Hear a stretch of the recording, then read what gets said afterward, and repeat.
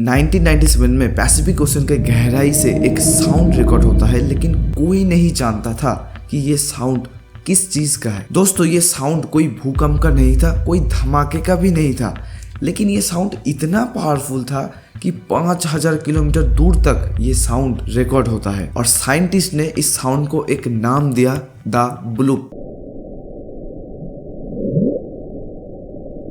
नुआ नाम की एक एजेंसी इस साउंड को 15 साल तक रिसर्च करने के बाद 2012 में ये पता चलता है कि ये साउंड एंटार्क्टिका में एक बहुत बड़ा आइस क्रैक करने का साउंड है। मतलब एक मैसिव आइस में क्रैक आ गया था, उस चीज का ये साउंड था। बहुत बहुत धन्यवाद दोस्तों।